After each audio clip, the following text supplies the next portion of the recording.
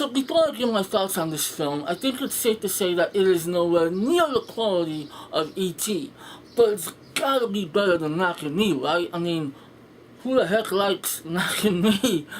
I I used to watch Knockin' Me when I was little. I don't know how I got this far into adulthood.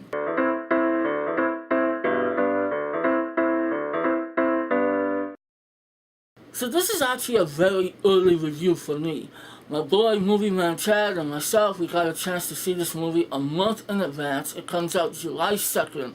And we actually did a review together. It's on Relive Film right now. I'll leave a link down below so you guys can check it out.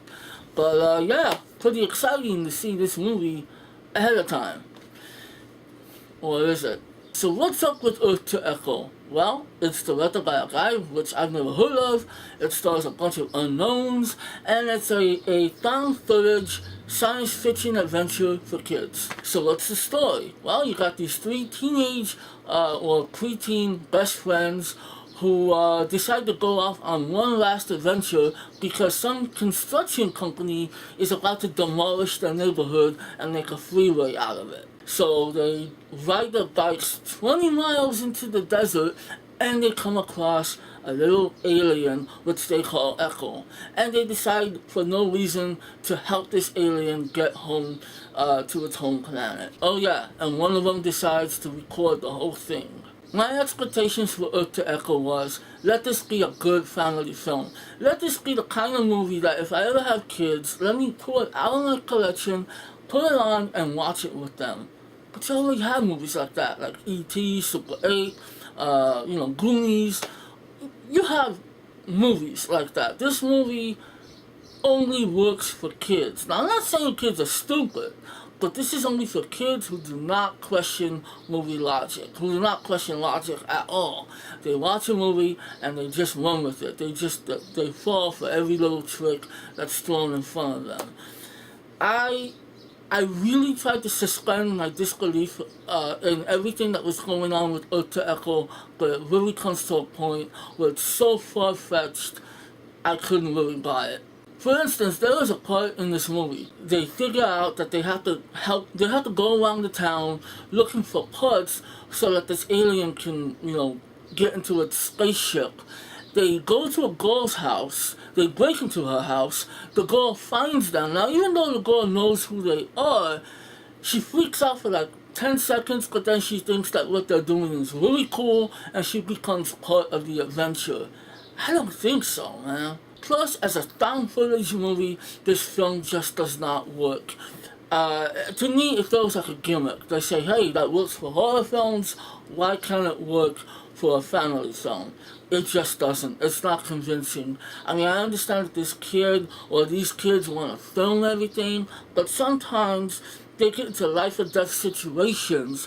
They have to hide, or they have to crawl into little deep dark places. You're not going to be worried about what your camera is capturing. You're going to be worried about your life.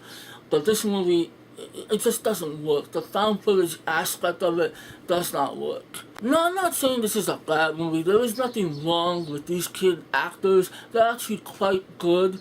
The thing about their characters is that there's really nothing unique about them. Every kid in Super 8 has something unique and memorable about them. Same with the Goonies, same with the kids of E.T., even Elliot's friends. There's something memorable to kids of the past, in past films. These kids don't really have nothing memorable. And there's actually one kid who, he tells Echo that he loves Echo. He loves Echo. Why? You've only known this little alien, which looks like it just got pooped out of a transformer, for about 5 hours. Why would you love this little guy? At some point, we see through the eyes of Echo. How? Now, I'm not saying that this is a bad movie. I was, for the most part, entertained. There were some very funny moments, but it just comes to a point where I stopped caring. Unfortunately, I must be getting old.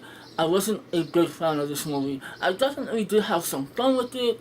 I give it credit for trying something different. or which is not even different. There's nothing original about this movie at all. But they tried to take inspiration from other material and tried to make something unique, and it just wasn't really unique. And plus, there's a lot of plot holes in this movie. Anyway, Ultra Echo, I'm sorry to say, it wasn't that great. I'm gonna give it a 2.5 out of 5.